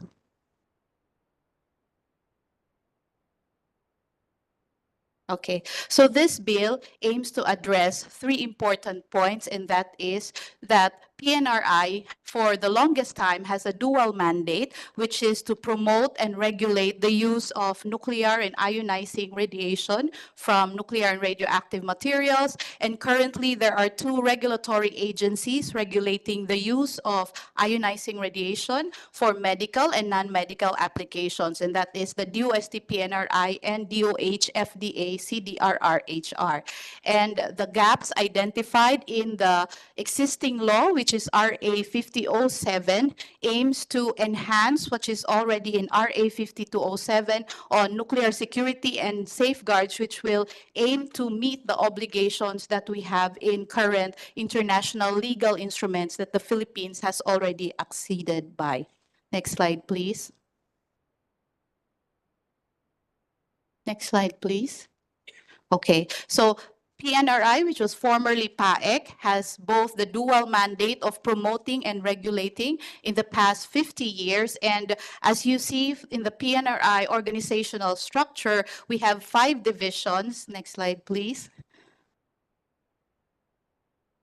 Next slide, please. We have 5 divisions, and 3 of those divisions is for promotion, and we have 1 division for regulatory. So we can say that we are both user and regulator of nuclear energy. Next slide, please.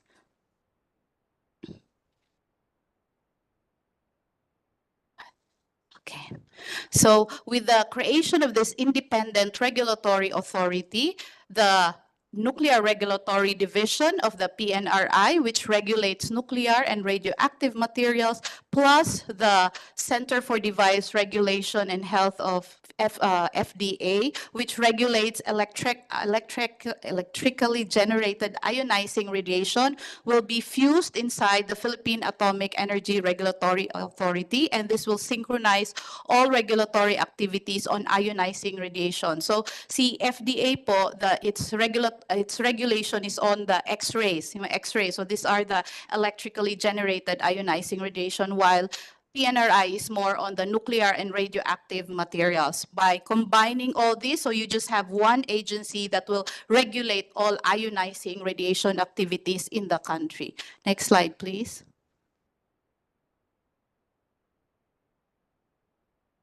All right. So the difficulty that our licensees have right now is that you have one facility, but you need to get 2 licenses, especially if you're using nuclear or radioactive material. So for example, for nuclear medicine, which is an application that is increasing right now in the Philippines for cancer care, they need to get 2 licenses. One from PNRI for the use of the radioactive material, and then they also need to get another license from FDA for the clinical application of the nuclear and radioactive materials. So right now you have more than 20% of radiation facilities need to apply for such 2 licenses. So they need to go to PNRI and then they need to go to FDA. And this is on the right lower bottom is the trend in the use of nuclear medicine in the country, and we expect more of this users of nuclear medicine with the Cancer Care Act also already enacted. So we are expecting an increase in this number of licensees, and such most of them are government facilities, and sometimes they have difficulty in running 2 licenses at the same time. Next slide, please. So, Ma'am, question lang doon. Yes po. But if we create we're supportive, but I meant if we create the Philippine Atomic Energy Regulatory Authority, wouldn't FDA still require na may license pa rin? So we'll still have 2, no? Or you seek to change that?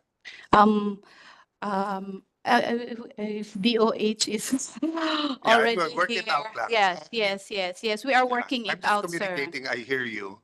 But nakikita ko rin point yung pareho kasi sa inyo yung permit nyo more of the use of The equipment. technology. Equipment. Sa kanila more of approval that it's for medical use. Diba? So, but anyway. Yeah. Yes po. So meron rin po kasing mga users nung X-rays. So pag ionizing radiation, pati yung mga radiation monitoring rin po, kailangan pa rin nilang kumuha ng license sa I hear you naman na if we can simplify and Yes po, for sure naman yung simplification. hospitals, public na safe, di ba? Yes Why po. dalawa pa? Opo. Okay. So, next slide, please. Next slide na po. Next slide po. So why update the law? So we aim to modernize and rationalize the current laws that we have, especially the RA 5207, which was the regulatory law of the Philippines since the 1970s. So this is new legal infrastructures, international conventions and treaties have already been acceded by the Philippines, and we need to be able to modernize the laws that we have in reference to those legal instruments. And again, we need to streamline the regulatory oversight for the licensees that we have, and of course, compliance with global standards and best practices. Next slide, please.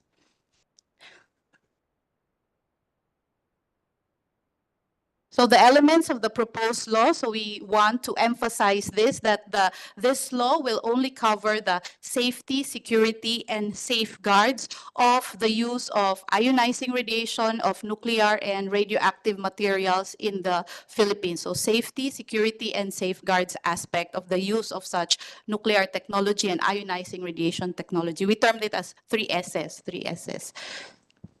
Next slide, please.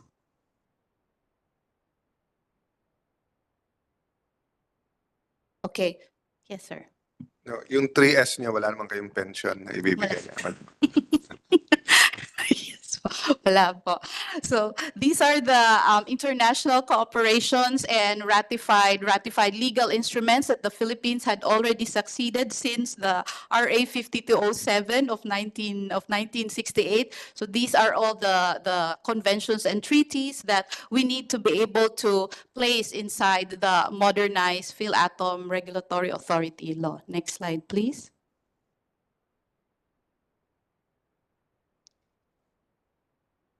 Next slide, please. Okay, sorry. So these are we just want also to emphasize to the Senate. So one slide.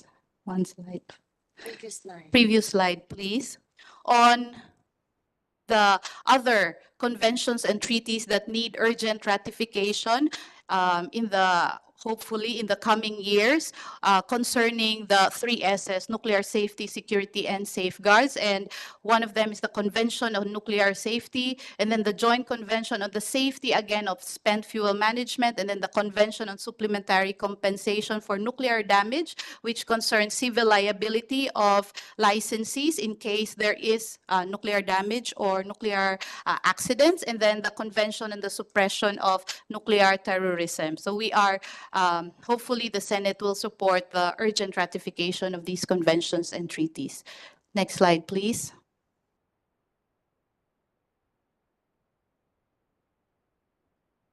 So these are the nuclear organizations in Asia.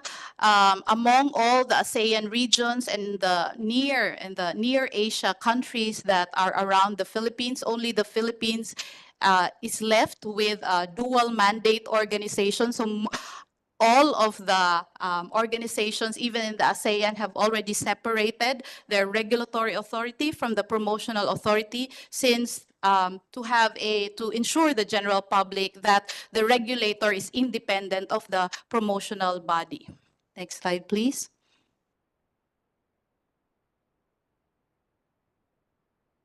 So again, just to emphasize that why the Congress must act now is in terms of the highest standards in safety and security, that the Philippines must already have these laws into place with the update on nuclear regulations, and that the regulator should be free from undue influence and their decisions should be made on sound scientific grounds and always in the interest of the general public and not for economic or political reasons.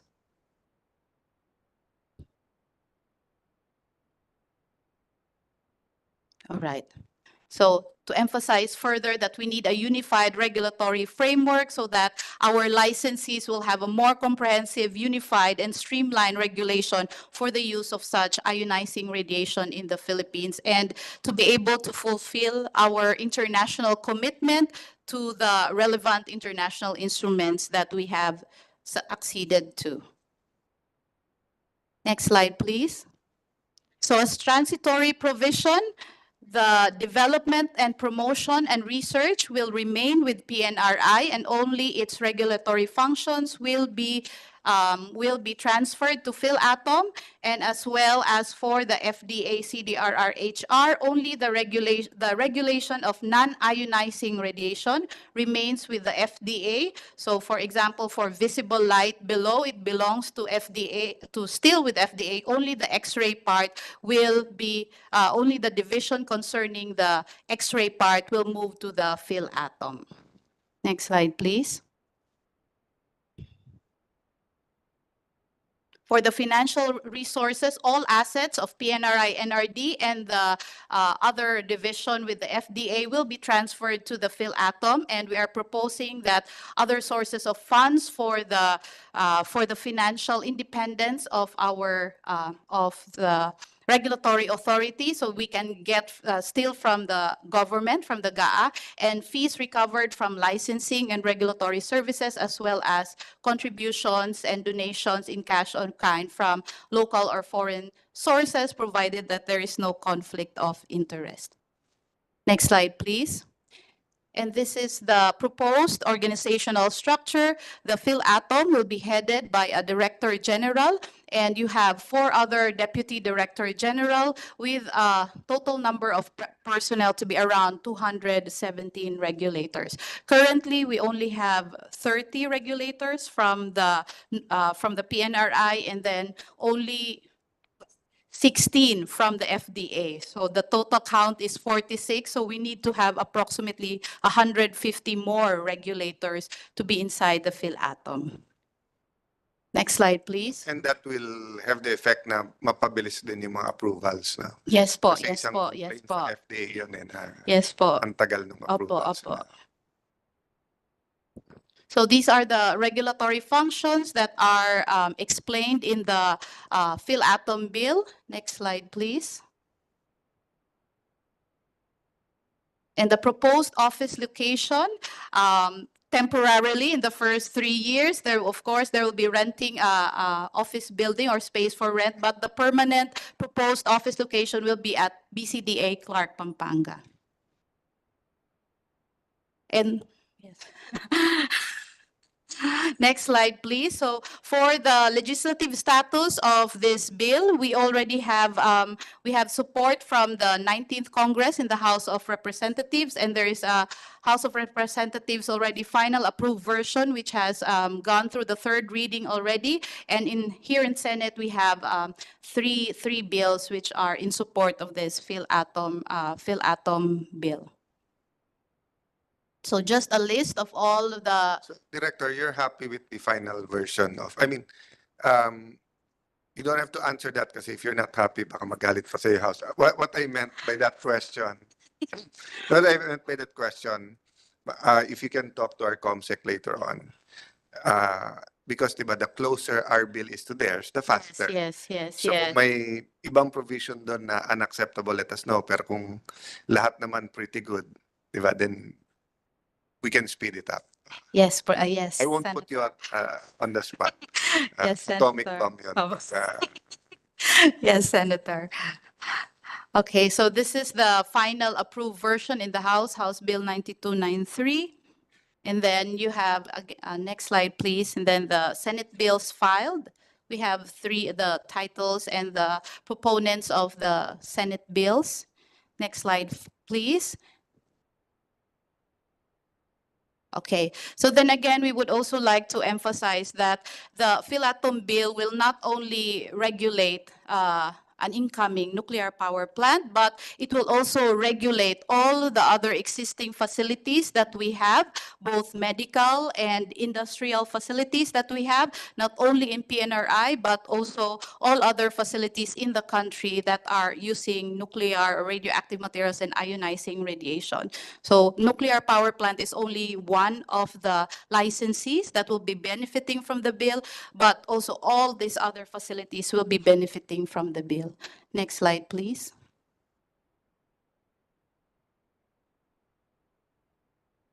Okay, and these are the medical devices in the hospital. So for your information, approximately we have around 3,000 licensees already for these medical devices in the hospitals, and we are expecting, of course, a bigger number in the years to come with the use of nuclear medicine and diagnostic imaging using nuclear in the years to come. So, but with now, we all have these facilities right now in the Philippines that is being regulated by both PNRI and the FDA. The next slide, please.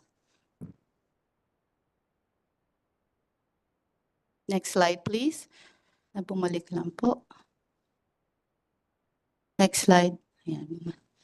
And finally, this bill is to promote the safe and responsible use of nuclear energy as a commitment to the general public. So this bill is not for the licensees, but this is to make our public know that there is a regulator in the government that is making sure that these types of radiation is used safely for them. Yun lang po. Maraming Siguro salamat in po. conclusion, I'd just like to say na, you know, yes, you have our support, and to the public, ito yung ano lang putting the horse before the cart, no? So dun sa mga may agam-agam, meron pong doubt sa nuclear power plant, nuclear energy, this bill is not to put up one.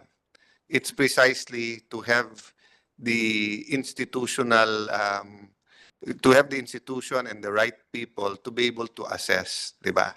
So, para mo sinabing nag-create ka ng Bureau of Fire, hindi mo gusto ng sunog. Gusto mo nga ng mga tao na iwa-warn tayo, mag-i-inspect, mag-prevent, and then if something happens, nandun sila. But, di ba, God forbid na may mangyari. So before we suspend the hearing, I'd like to to thank the people who have taken time out aside from you po. May mga frontliners tayo from cities and barangays. No, we have Barangay Chairperson Bobot Guevara from Pasig, Barangay Palitao. Palatio. Sorry, merienda time na kasi. Palatio. Tsaka medyo mano na So, yan. So, Chairperson Alberto Bobot, take 2. Barangay Palatio, Pasay City is a second term. Pasig City.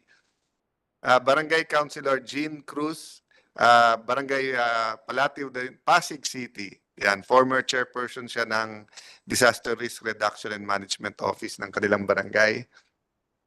Barangay Councilor Ben Brillo, RMO ng Barangay Katuparan, consultant siya ng Taguig City. First term ngayon as Barangay Councilor. Mr. Saripada Pacasum Jr., Department Head ng DRRMO ng San Juan City. Yan. Mr. Von Villanueva, Department Head ng Disaster Risk Reduction and Management Office ng Navotas City. Sir, thank you for being here. Mr. Bryant Merrill Wong, Department Head, Disaster Reduction Management Office, Pasig City. Ayan. Eto, I didn't pronounce it Wong. Ha? Tama na. Tama. Okay. Mr. Marco Pielago, Department Head, Disaster Risk Reduction and Management Office ng Pateros, hometown ng aking tatay. And Ms. Sheena Santander, Registered Nurse, Emergency Medical Technician, CDRR MO Nurse 1, Barangay Katuparan, Taguig City. And so thank you for being with us. I hope na-strengthen din yung pananalig that we're all doing something to better our systems. No? At mabuti na abutan nyo ang PHIVOLCS kasi talagang yan ang isang... Director, I'm happy we're tackling this early in an administration. Kasi pag midterm na o pahuli na, mapasaman yung implementation, bahala na yung next diba? Even dito sa nuclear atomic energy, maganda na maaga nating gagawin. So, if there are no other resource persons who are going to speak, thank you very much. We'll suspend kasi baka may comments yung ibang senator. So I'll have another 30-minute, 1-hour session next week. Pero you don't have to be here. And then we'll do the committee report. So we'll suspend and then let's take a Christmas photo together. So the hearing is hereby suspended. Picture lang.